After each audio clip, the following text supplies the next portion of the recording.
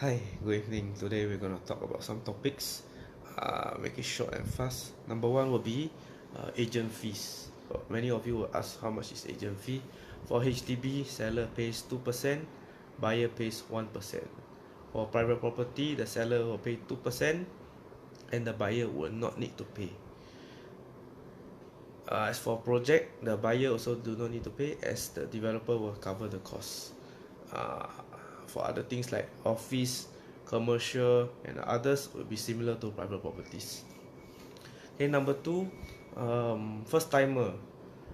Many of you will ask how much does a first timer needs before they buy a HDB. Average, including the agency fees, you will need around 3,000 for a 200 plus K property, 4,000 for a 300 plus K property, 5,000 for a 400K plus property, and 6,000 for 500K over property.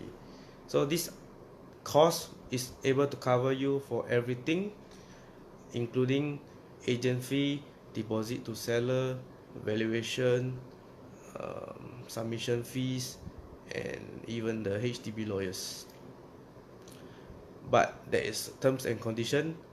You need to qualify for enough HLE and enough CPF and enough grant for you to be eligible to complete the purchase. Okay, so let's go back to 2010, 2011 when property price was good. What happened then?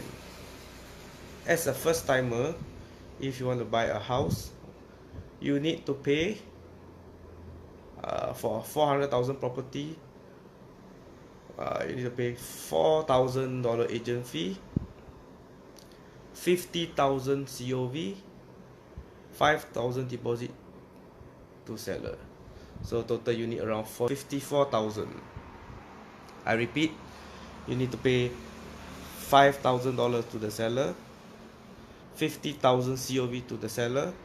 So the deposit is part of the COV, so we put the deposit aside. So you have paid 50K plus another 4,000 to the agent. Total you have spent 54,000. Today's market, for the same price of property, you need 5,000, not 54,000. Okay.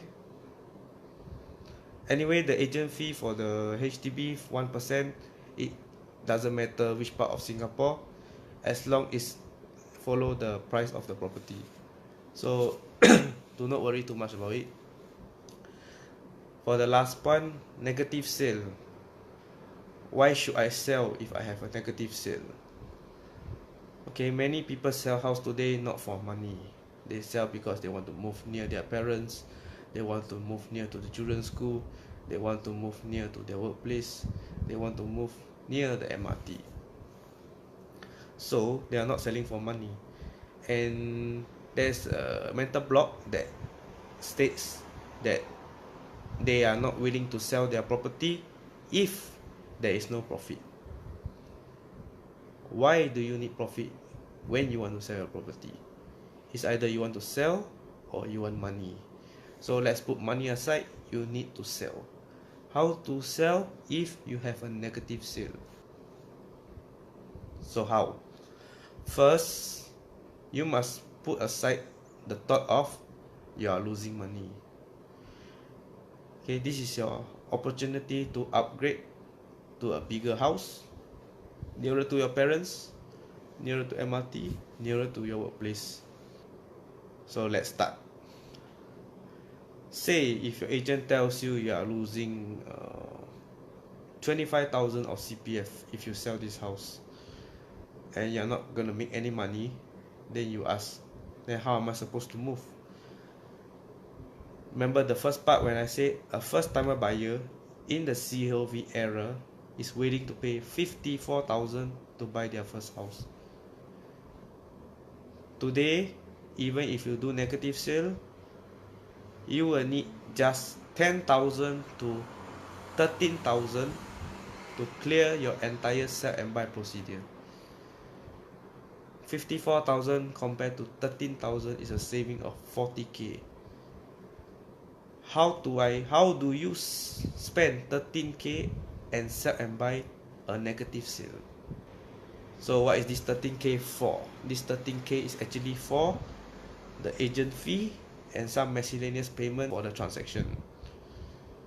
If you are willing to part with this 13k, I am able to help you to do your negative sell and buy. As long you have enough CPF and loan to cover for the new purchase, you have nothing to worry about the negative sale. And in fact, when you move near your parents, you enjoy a 20,000 proximity grant. If your parents stays with you, you have 30,000 proximity grant. Okay, so nobody sell house for fun, everybody sell house for a reason. Most common reason is to upgrade. Therefore, do not say let's wait for the market to improve before I sell, because it's very likely that the market will not improve anytime soon.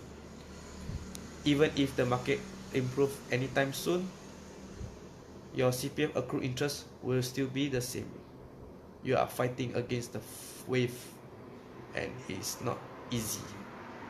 So do it while you are young, while you can apply for a healthy loan and you can upgrade even on a negative sale. Put that aside, those on a positive sale, definitely you can do it too.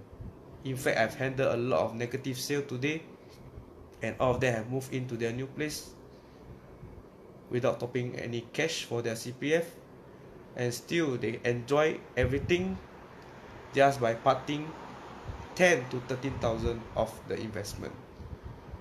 Remember, 10 to 13,000 compared to the COV era where people are willing to pay 50,000, 60,000, 70,000 just to buy a house.